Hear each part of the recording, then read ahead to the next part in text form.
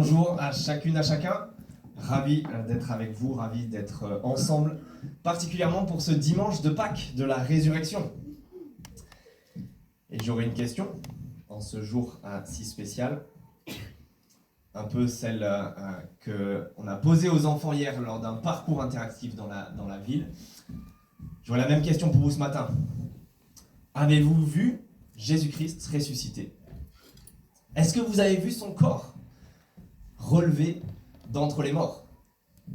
Son corps vivant, bel et bien vivant. En fait, c'est l'expérience des premiers disciples. On a fait toutes sortes de lectures ce matin. L'expérience des premiers disciples qui accompagnaient Jésus. L'expérience des premiers chrétiens à la Pâque. Des femmes qui sont allées au tombeau, puis de ceux appelés les 12 les plus proches de Jésus, qui l'ont vu ressusciter dans le dimanche matin de Pâques. Et puis plus de 500 personnes même qui l'ont vu par la suite dans le 1er siècle. Mais qu'en est-il de vous ? Qu'en est-il de nous ? Vous serez d'accord avec moi de dire que peut-être la résurrection d'entre les morts de Jésus-Christ, c'est la pierre de touche de la foi chrétienne. Tout tient la route avec cela, ou tout s'effondre avec cela. C'est la question des questions. Et peut-être la question que vous avez ce matin, bienvenue si vous n'êtes peut-être pas croyant et parmi nous, on est ravis que vous soyez là. Peut-être c'est votre question si vous êtes curieux ou en recherche ou vous posez de vraies questions. Est-ce que la foi chrétienne est vraie ? Oui, elle l'est. Si Jésus est bel et bien un homme ressuscité qui est vivant aujourd'hui, qui vit aujourd'hui, en train de régner dans le ciel. Non, la foi chrétienne n'a rien de vrai. Si ce Jésus-Christ n'est pas ressuscité, et si ça c'est juste une belle histoire pour les enfants et juste un mythe. Et donc, c'est la question pour nous aussi ce matin. Et on aurait besoin, n'est-ce pas, de voir Jésus-Christ ressuscité. On aurait besoin de voir, oui, son corps n'est plus dans son tombeau, mais on aurait besoin de le voir nous aussi et de le vérifier. Malheureusement, on n'est pas à la bonne époque pour être comme saint Thomas. Je crois que ce que je vois et d'avoir l'occasion de le voir. Et pourtant, ce matin, ce qui est extraordinaire, c'est que Dieu est dans la Bible, nous permet en quelque sorte de faire à chacun d'entre nous, ce matin, la même expérience. Dieu nous permet, et à travers ce texte, comme de voir Jésus-Christ ressuscité de nos propres yeux. Alors vous me direz peut-être, c'est de la triche. C'est pas pour de vrai, c'est juste des écrits et c'est dans un texte.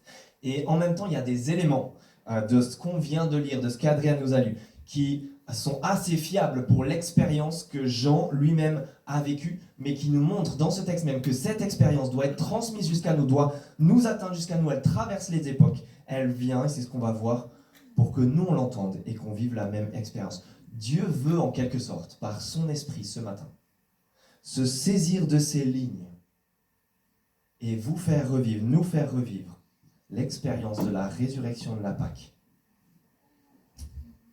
Avec la résurrection de Jésus-Christ à chacun d'entre nous individuellement. Et donc, c'est ma prière, c'est notre prière pour chacun d'entre nous ce matin. Et c'est ce que nous allons voir. Et plus précisément, on va voir, je l'espère, à trois choses. On va d'abord, je l'espère, entendre la voix retentissante de ce Jésus-Christ ressuscité. On va voir son aspect terrassant. Et puis finalement, saisir sa main victorieuse d'entre les morts, entendre sa voix qui retentit, voir son aspect qui nous terrasse et saisir sa main qui est victorieuse sur la mort. Entendre sa voix tout d'abord parce que regardez, vous avez vu les premières lignes de ce qu'on a lu ensemble et je les relis. Moi, Jean, votre frère et votre compagnon dans la persécution, le royaume et la persévérance en Jésus-Christ, j'étais dans l'île appelée Patmos à cause de la parole de Dieu et du témoignage de Jésus-Christ. Je fus saisi par l'Esprit le jour du Seigneur, et j'entendis derrière moi une voix forte comme le son d'une trompette. On a là un texte qu'on prend ce matin qui a été écrit, un texte et une lettre en fait. Tout ce livre est une lettre écrite par Jean. Très certainement Jean l'apôtre, celui qui a écrit le 4e évangile, qu'on appelle Saint Jean, un des 12 apôtres de Jésus-Christ, et qui même parmi les 12 était un des compagnons les plus proches de Jésus, dans le cercle intime même parmi les 12. Vous avez vu, il cite simplement son prénom, il n'a pas besoin d'en dire plus. Et il était très certainement connu de tout le monde, de toutes les églises. Il n'a pas besoin de détailler qui il est, même si Jean était très courant comme prénom, mais on savait de qui il s'agissait, il était connu, admiré, respecté très certainement. Et pourtant, vous avez vu, malgré cela, vous avez vu comment il se nomme. Il n'est pas en train d'écrire et de prendre ses auditeurs de haut. Après tout, c'était Jean l'apôtre. Tout le monde l'a admiré. Et vous avez vu comment il s'adresse à ses auditeurs, il les nomme, il se nomme lui-même votre frère et votre compagnon. Il ne les prend pas du tout de haut et il s'associe à eux et donc à nous, jusqu'à nous aujourd'hui. Et en quoi est-ce qu'il s'associe à nous ? Dans la persécution, le royaume et la persévérance en Jésus-Christ. Ce Jean est en train de s'associer à la souffrance des chrétiens à qui il écrit, des personnes à qui il écrit et jusqu'à nous. À la souffrance, à la difficulté, à l'opposition même. Il s'associe même à leur besoin d'avoir la foi, à leur besoin de croire et de persévérer, même à long terme. En fait, comme vous et moi ce matin. Jean s'associe à nous dans ses souffrances et dans ce besoin de croire. Parce que lui vivait une véritable galère. Ses souffrances étaient bien réelles. Vous avez vu la suite du verset 9, il était dans l'île appelée Patmos à cause de ce qu'il dit de la parole de Dieu et du témoignage de Jésus-Christ. On ne connaît pas précisément et d'une façon certaine les circonstances qui entouraient Jean dans cette île, mais une chose est sûre, c'est qu'il n'était pas en train de siroter un cocktail au bord de la plage, les doigts de pied en éventail. Non, en fait, il était très certainement exilé sur cette île Patmos, à cause de sa foi, à cause de ce qu'il appelle la parole de Dieu et le témoignage de Jésus-Christ.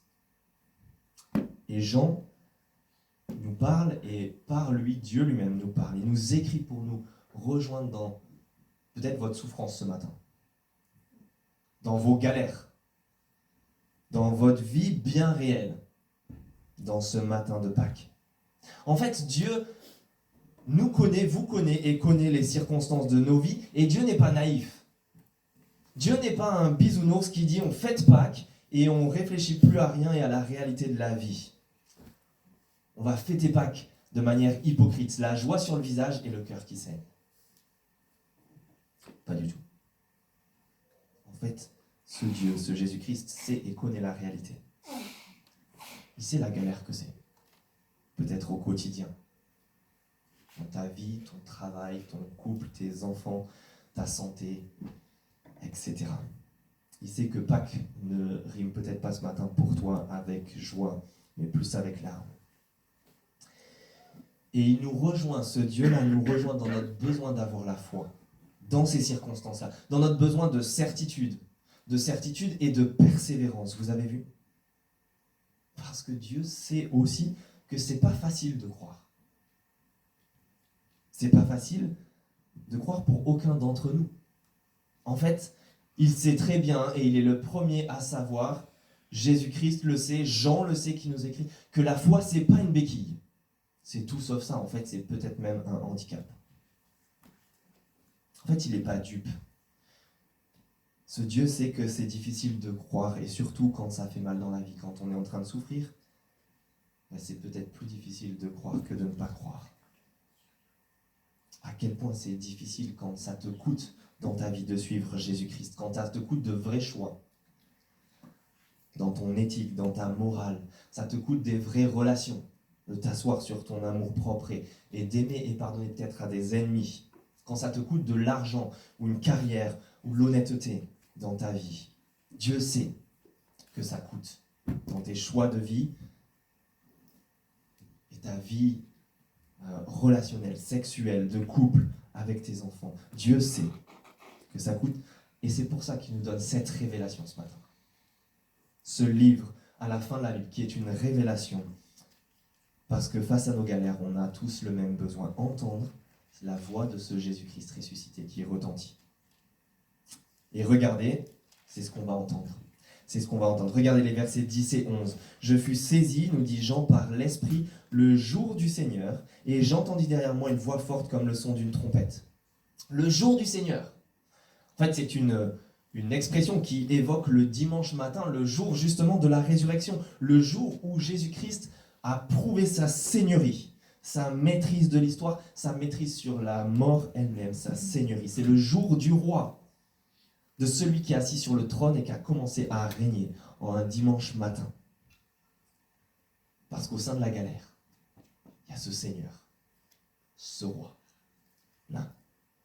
Il y a un roi et il y a sa voix. Une voix qui résonne comme le son d'une trompette. Alors je ne sais pas si vous avez entendu le son d'une trompette de près. Juste à côté de vous. On a une maman, des parents qui sont des amis là où une de nos filles fait de la musique et danse, et elle parlait de son fils qui veut faire de la trompette et disait ironiquement, nous on est ravis. Pour dire non, on n'est pas ravis, ça va nous casser les oreilles. Ça c'est l'expérience de Jean. Je m'en suis un peu plus rendu compte quand un jour, alors qu'avant j'étais kinésithérapeute à Toulouse, et j'ai découvert que j'avais une patiente le mercredi à midi qui était très proche de l'endroit d'où était émis le son des sirènes. Vous savez, tous les premiers mercredis du mois à midi, quand il y a les sirènes qui retentissent. Moi, j'étais à cet endroit-là, très proche de l'endroit où le son était émis. Je peux vous dire, ça me cassait littéralement les oreilles. Mais en fait, c'est tout le but d'une trompette, c'est le but d'une sirène dans des alarmes dans les bâtiments ou ailleurs. C'est pour être sûr que ce soit entendu de tout le monde. Vous avez vu, c'est exactement la même chose pour cette voix. Le but, c'est qu'elle soit entendue de tout le monde. Vous avez vu verset 11. Elle disait, ce que tu vois, écris-le dans un livre et envoie-le aux 7 églises. À Éphèse, à Smyrne, à Pergame, à Thyatire, à Sardes, à Philadelphie et à Laodicée. L'expérience de Jean n'est pas réservée à Jean. Pas du tout. Elle ne retentit pas cette voix pour lui et pour lui seul. Elle est pour l'ensemble de l'Église. C'est ça ce que cette voix est en train de dire. Elle est pour les églises, mais l'ensemble de l'Église. En fait, toutes les églises dans le temps et dans l'espace, dans le monde et dans toutes celles qui vont suivre par la suite. Parce que là, 7 églises sont citées en Asie mineure, 7 qui ont été choisies pour une voie logique de communication peut-être, parce que la lettre devait atteindre les 7 églises. Mais ce n'étaient pas les seules églises en Asie mineure, il y aurait pu en avoir beaucoup plus citées. Il y en a 7 très certainement, surtout parce que dans tout ce livre et chez Jean, et dans la manière dont Dieu lui révèle les choses, les chiffres portent énormément de symboles. Et 7 dans tout ce livre, ils représentent à chaque fois la totalité. La perfection, mais la totalité. Et donc il utilise 7 églises pour montrer que ça représente l'ensemble des églises. Dans l'espace, mais même dans le temps. De façon géographique et temporelle. En fait, cette voix, elle s'adresse à toutes les églises, et donc elle s'adresse jusqu'à nous, le Cube, en 2026. On aurait pu être dans la liste. Et c'est ce qui est sous-entendu. La voix de Jésus-Christ, le jour du Seigneur, retentit pour nous le jour du Seigneur à Pâques 2026, à le Cube. Elle s'adresse à nous, et Jean en est seulement le relais. Alors pas seulement pour nous, le Cube d'ailleurs, si vous êtes là et vous dites « moi je ne fais pas partie de cette église ». Non, parce que l'église, vous avez vu dans les dernières paroles qu'on a lues, les églises sont représentées par des chandeliers. Verset 20, dernière parole qu'on a lue. Des chandeliers qui brillent et qui éclairent. Et plus loin dans ce livre, au chapitre 10 et 11, si vous voulez le lire plus tard, ces chandeliers représentant les églises brillent pour faire connaître aux autres les paroles de ce livre. Comme l'apôtre Jean, elles doivent s'approprier les paroles de ce livre, les manger. Et comme l'apôtre Jean, elles doivent aussi les partager à ceux qui les entourent, au reste du monde, qui ne l'ont pas encore entendu. L'Église, en quelque sorte, est cette lampe au pied de laquelle sont posés ces mots inscrits de la main de Jean, mais communiqués par Dieu. C'est comme la carte de vœux de Dieu lui-même pour cette Pâque, pour nous, pour vous, pour tout un chacun individuellement. Ces mots sont écrits à chacun d'entre nous et ils sont éclairés par l'Église qui prie pour les faire connaître, et on doit les entendre. Alors qu'est-ce que nous souhaite ce Dieu, ce Jésus-Christ, à Pâques? Eh bien, regardez verset 11. Elle disait, ce que tu vois, écris-le. Et donc je pense que ce que Jésus-Christ veut pour nous, même en cette Pâques 2026, c'est une expérience à vivre. Jean doit nous écrire ce qu'il voit. Et ce qu'il voit d'ailleurs, c'est une voix. Vous avez vu The Voice. Verset 12, je me retournai pour savoir quelle était la voix qui me parlait. M'étant donc retourné, je vis, etc. Ce que Dieu nous souhaite à Pâques, c'est précisément l'expérience de la résurrection, de voir le ressuscité lui-même à Pâques, comme Jean. Alors c'est parti. On regarde son aspect, on admire ce Jésus-Christ, on la vit cette expérience de voir le ressuscité. Alors si on doit se lancer là-dedans, je ne sais pas si vous êtes déjà arrivé de connaître la voix de quelqu'un, mais sans avoir vu le visage qui y est associé, en entendant des podcasts ou des chanteurs ou ce genre de choses. Et parfois on connaît une voix et on cherche un jour à y mettre un visage dessus. L'expérience peut être bonne ou mauvaise. Ça peut être une bonne découverte ou peut-être une déception. Ici, Jean cherche à mettre un visage sur la voix qui retentit. Il se retourne pour voir quelle était la voix qui lui parlait. Et regardons avec lui, verset 12. « M'étant donc retourné, je vis 7 chandeliers d'or, et au milieu des chandeliers, quelqu'un qui ressemblait à un fils d'homme. » Avant même de voir l'aspect de ce fils d'homme, de cet homme, Jean il est en train de voir son intérieur, son chez lui, sa déco, tout ce qui l'entoure. Et vous avez vu, c'est pas rien. Toute sa déco est en or.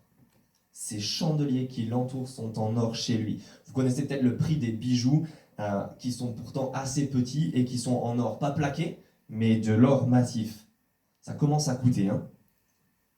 Cet homme, lui, c'est tout l'intérieur de chez lui. C'est ses lampes, c'est ses lustres qui sont en or massif. Et regardez, on se rapproche, même sa garde-robe est en or. Verset 13. Il était habillé d'une longue robe et portait une écharpe en or sur la poitrine. En fait, ça désigne les habits de quelqu'un d'extrêmement important, sûrement les tétrarques peut-être à l'époque. Mais plus vous aviez une robe longue, plus vous étiez important. Plus votre écharpe était jolie, plus vous aviez de l'autorité, un peu comme nos mères qui ont l'écharpe bleu, blanc, rouge. Lui, il a l'écharpe carrément en or autour de lui. Et on se rapproche de son visage. Vous avez vu verset 14, regardez, sa tête et ses cheveux étaient blancs comme de la laine, blanche comme de la neige. Alors c'est peut-être joli, mais là on se dit peut-être, oh mince, les cheveux blancs. On ne veut pas lui ressembler, mais bien au contraire. Encore une fois, et à cette époque, en fait, le sens du symbole, c'est justement de désigner par ses cheveux blancs quelqu'un qui a de l'expérience, qui a de l'autorité, qui est respectable, qui est élevé, la grandeur de la personne. Et en fait, même le sens de l'image est encore plus grand que ce que l'on pourrait croire. Vous savez pourquoi ? Parce que ici, il y a une reprise de ce qu'on va découvrir dans cette église dans quelques temps. C'est une reprise du livre de Daniel dans le chapitre 7. Je voulais afficher les versets, mais ce n'est pas le cas, je suis désolé, mais je vais vous les lire. Écoutez ça. Vous pouvez, si vous voulez, prendre Daniel 7, sinon, à la page 576. Et on lit un verset, au verset 9 et au verset 13. Écoutez ce qu'on lit. Daniel, il voit ceci. « Pendant que je regardais, on a placé des trônes, et l'ancien des jours s'est assis. Son vêtement était aussi blanc que la neige, et ses cheveux étaient pareils à de la laine pure. Son trône était de flammes, et ses roues étaient un feu dévorant. » On désigne par là l'ancien des jours, Dieu lui-même, celui qui est l'ancien éternel en réalité, qui vit depuis toujours. Et il a les cheveux blancs, le vêtement blanc comme la neige, ses cheveux pareils à la laine pure. Et puis au verset 13, juste après, Daniel voit autre chose. « Pendant que je regardais dans mes visions nocturnes, quelqu'un qui ressemblait à un fils de l'homme est venu avec les nuées du ciel. Il s'est avancé vers l'ancien des jours, et on l'a fait approcher de lui. Et l'ancien des jours lui remet la domination totale. » Autrement dit, vous avez l'ancien des jours, Dieu lui-même, celui qui vit éternellement, avec ses cheveux blancs comme de la laine blanche, comme de la neige qui représente son éternité, et un fils de l'homme qui vient et s'approche de lui, reçoit la domination. Et qu'est-ce qu'on a dans le texte que nous on a lu ? On a ce fils de l'homme, mais maintenant c'est lui qui porte les cheveux blancs, comme de la laine blanche, comme de la neige. Non plus l'ancien des jours, mais le fils de l'homme lui-même.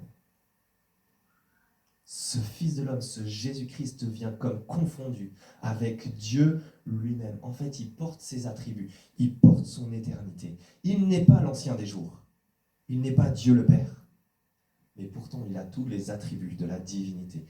Il est Dieu le Fils, en réalité, qui est aussi maintenant un homme, celui qui existe de toute éternité, devenu homme. Plus de doute quant à la divinité de Jésus-Christ, et c'est ce dont on a besoin de voir à la Pâque. Voir cet homme ressuscité qui est en réalité le Fils de Dieu, Dieu le Fils. Et regardez avec moi le reste de son aspect, si on continue au verset 14. Ses yeux étaient comme une flamme de feu, ses pieds étaient semblables à du bronze ardent, comme s'ils avaient été embrasés dans une fournaise. Cet homme est littéralement en feu, il a un regard foudroyant. Il est en feu, il a des pieds solides, chauffés à blanc, plus que n'importe quel autre matériau. Comme s'il n'y avait pas de tendon d'Achille chez cet homme, aucune fragilité. Il est solide, plus que n'importe qui. Et que dire de sa voix, verset 15, elle ressemble au bruit de grandes eaux. Vous connaissez peut-être la puissance et la force et le bruit qui se dégage de chutes d'eau. Mon épouse, il y a longtemps, avait vu les chutes d'Iguassou en Argentine. Et je me souviens qu'elle racontait avoir été marquée par un papillon qui volait aux abords de ces chutes et d'avoir été aspiré juste par le souffle de ces chutes puissantes. Et ces chutes s'appelaient les gorges du diable. Sauf qu'ici, on est en train d'apercevoir, non pas les gorges du diable, mais la gorge de ce Fils d'homme, ce Jésus-Christ lui-même, puissante comme jamais. Et on arrive même au summum de sa toute-puissance, verset 16. Il tenait dans sa main droite 7 étoiles. Dans une culture marquée par l'astrologie qui représente 7 étoiles, l'univers entier dans son ensemble, avec toujours ce chiffre 7 symbolique. Dans sa main droite, celle de la force, il est en train de tenir et de jouer avec l'univers, comme avec des balles de ping-pong. Cet homme maîtrise absolument tout et l'ensemble de l'univers. Et son visage, verset 16 encore, était comme le soleil quand il brille dans toute sa force.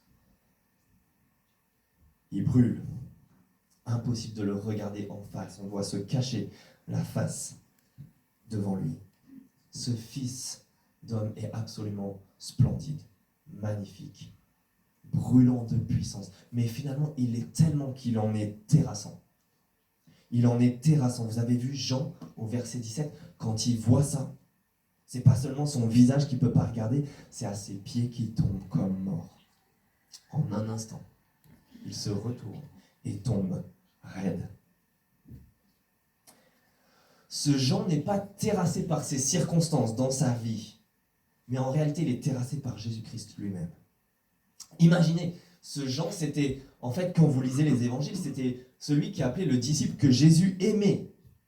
Celui qui était peut-être le plus proche, qui a passé 3 ans avec lui, qui se penchait sur son épaule sans problème, qui parlait avec lui, qui a passé une vie entière à le servir, à parler de lui. Et en un instant maintenant, en un seul regard, en voyant son ami de toujours, ce Jésus-Christ, il est terrassé, foudroyé. Pourtant pas ses circonstances, alors qu'il avait 95 ans, au moins exilé dans une île déserte, sans santé, sans confort, sans amis, sans ses proches, sans sa position sociale, sans son impact, sans tout ce qu'il a fait avant. Il aurait toutes les raisons du monde d'être terrassé par ses circonstances actuellement. Mais c'est Jésus-Christ qui le terrasse. Et c'est ce que l'expérience de Pâques nous invite tous à vivre, je pense. Parce que naturellement, on vit tous l'inverse en réalité. On est tous terrassés par nos circonstances et pas par Jésus-Christ lui-même. Je ne sais pas ce que vous traversez, ce que vous vivez ce matin, mais je suis prêt à parier que toutes les circonstances et les réalités de nos vies pourraient nous mettre à terre. Si ce n'est pas aujourd'hui, ça pourrait être demain. On craint la situation du monde, géopolitique, la guerre, le climat, on est éco-angoissé, on est terrassé par la maladie, par nos relations, par notre travail, nos patrons, notre situation familiale, nos finances, notre compte, notre pouvoir d'achat, etc. On est terrassé par toutes sortes de choses. Jésus-Christ, c'est pas tous les jours. En fait, même, on aime bien le fêter quand ça va bien. On fête Jésus-Christ et on le célèbre soit à Noël, petit, bébé, dans une crèche, soit crucifié sur une croix quand il est agonisant. Mais vous avez vu, dans notre société, on le célèbre bien moins quand il est ressuscité, et terrifiant, et terrassant. On le regarde en face comme un bébé, on le regarde en face comme un homme qui souffre sur une croix, mais on le regarde rarement comme celui qui tient l'univers dans sa main et chacune de nos existences. Et à Pâques, on est invité à vivre ça, à vivre ce renversement, que celui-ci, le ressuscité, reprenne sa place et nous terrasse comme Jean, pour que le reste de nos vies nous glisse dessus et ne nous atteigne pas à contrario. Parce que regardez, maintenant, on va saisir, je l'espère, sa main victorieuse. La main victorieuse de Jésus-Christ, parce que c'est justement au moment, paradoxalement, où on se retrouve terrassé à ses pieds que Jésus-Christ peut et veut nous secourir. C'est au moment où on est là, à ses pieds, que Jésus-Christ et le ressuscité peut nous libérer et nous saisir de sa main. Regardez avec moi les versets 17 et 18 et ce que vit Jean. Il posa alors sa main droite sur moi en disant « N'aie pas peur. Je suis le premier et le dernier, le vivant. J'étais mort et voici je suis vivant au siècle des siècles. Je détiens les clés de la mort et du séjour des morts. » Vous savez comment sauver quelqu'un de la noyade ? Il ne faut surtout pas essayer de le sauver lorsqu'il est en train de se débattre, mais attendre qu'il soit complètement épuisé, qu'il se laisse faire, qu'il se relâche. Et alors là, vous pouvez le saisir et le tirer hors de l'eau, parce que sinon, il vous emporterait dans sa noyade, avec lui, au fond de l'eau. Non, il faut attendre qu'il n'ait plus de force, qu'il soit épuisé pour le tirer d'un bras puissant vers la rive. Et c'est exactement ce que fait Jésus-Christ ici avec Jean. Et ce qu'il veut faire avec chacun d'entre nous. Il attend qu'on soit terrassé devant lui, qu'on s'abandonne, pour pouvoir nous saisir par sa main victorieuse et nous entraîner à sa suite. C'est ce qu'il fait lorsque Jean est à terre, à plat, en posant sa main droite, en disant « N'aie pas peur ». C'est pas une main qui est en train de l'enfoncer, de lui mettre la main sur la tête et de l'enfoncer plus bas et sous l'eau. C'est pas non plus une petite main qui passe dans le dos et qui dit « T'inquiète pas, ça va bien se passer ».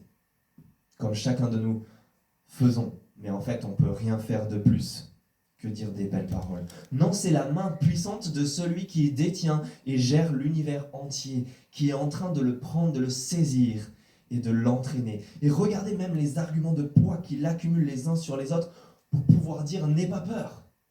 Vous avez vu ? Je suis le premier et le dernier. Il avance son éternité. Une expression qui est employée pour Dieu seulement, dans tout l'ensemble de la Bible, celui qui est éternel, qui n'a ni commencement ni fin. Verset 18, je suis le vivant. Le terme employé pour Dieu aussi, celui qui est présent, qui agit à chaque seconde, à chaque minute, chaque nuit, chaque jour, qui ne se lasse pas, qui délivre, qui répond, qui intervient. Il n'est pas mort, il ne dort pas, il est absolument vivant, et en ce moment maintenant aussi. Et c'est d'ailleurs précisément, non pas seulement le fait qu'il soit vivant, mais qu'il soit vivant alors qu'il était mort, qu'il est en train de mettre en avant au verset 18. Vous avez vu, j'étais mort. Et voici, je suis vivant au siècle des siècles. Il était mort, mais il est vivant. Il a le pouvoir sur la mort elle-même. Le plus grand ennemi. Et plus encore que sa seule victoire sur la mort, vous avez vu, c'est sa victoire sur la mort pour chacun d'entre nous, qu'il est en train de nous partager. C'est ça les mots de Jésus-Christ pour nous ce matin. Verset 18, je détiens les clés de la mort et du séjour des morts. Il a les clés. C'est lui qui ouvre la porte, c'est lui qui libère et délivre. Il se fait le libérateur de cette prison qu'est la mort. Parce que qu'est-ce qui est commun à toutes nos galères, à tout ce que vous traversez, à tout ce que vous vivez, tout ce qui nous fait peur, tout ce qui nous angoisse? C'est notre mortalité. C'est notre finitude, c'est nos limites à tous. Et tout ce que l'on vit ne sont que des symptômes, des émanations et des signes avant-coureurs de notre problème de fond qui est la mortalité. C'est la triste réalité qu'on est tous des morts en sursis et qui cherchent désespérément à s'en sortir dans cette vie. Et Jésus-Christ, c'est celui qui a les clés. C'est celui qui veut nous délivrer de la mort, mais du coup de toutes les craintes qui l'entourent. Et qui ou quoi peut encore nous faire peur quand on a celui qui a terrassé la mort elle-même et qui détient les clés. Voilà l'incroyable nouvelle de Pâques. Voilà ce qu'on doit saisir. Voilà l'expérience qui doit devenir une réalité. tellement présente pour nous en cette Pâques 2026. Alors comment en profiter pleinement pour finir? Comment profiter de l'expérience de Pâques, de la vie et de la résurrection? En nous mettant au parfum de celui qui a les clés. Vous avez vu verset 19 pour finir. Écris donc, lui dit Jésus-Christ à Jean, écris donc ce que tu as vu, ce qui est et ce qui doit arriver ensuite. On en revient à ce livre, écrit pour nous mettre au courant de ce que Jean vient de voir, de ce que Jésus-Christ a fait et de ce qu'il peut faire pour chacun d'entre nous. C'est ce qu'on doit voir aussi. Et puis regardez pour finir le mystère de Pâques que l'on doit connaître au verset 20. Quant au mystère des 7 étoiles que tu as vues dans ma main droite et des 7 chandeliers d'or, le voici. Les 7 étoiles sont les anges des 7 églises et les 7 chandeliers sont les 7 églises.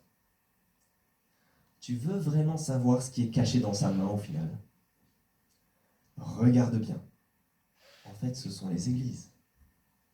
Ce sont les anges des églises et les églises, les étoiles et les chandeliers, 2 images qui nous parlent ultimement et finalement de l'église. Jésus-Christ est en train de nous dire que sa main victorieuse, en fait celle qui tient l'univers au creux de sa main, celle qui s'est relevée de la mort après avoir été transpercée de clous, celle qui détient en ce moment même les clés de la mort et du séjour des morts, tient aussi en son creux l'Église.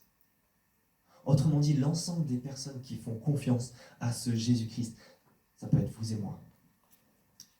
Et la seule question qui demeure pour nous à Pâques, est-ce qu'on en est? Est-ce qu'on est au creux de cette main, de celle du ressuscité? Vous connaissez les pubs immobilières, hein? On vous offre votre appartement clé en main. Ça, c'est l'offre de Jésus-Christ qui n'est pas mensongère, qui est gratuite et qui est prouvée par sa résurrection. Je vous offre la vie, la vraie, pour l'éternité, clé en main. Voici l'offre de Pâques, de Jésus-Christ lui-même, l'offre gratuite, son cadeau pour vous et moi ce matin. Je vous invite juste à saisir cette invitation, saisir cette expérience même, à regarder ce Jésus-Christ, à saisir sa main et à connaître cette victoire sur la mort. Je vous invite à vous recueillir un moment et je vais prier.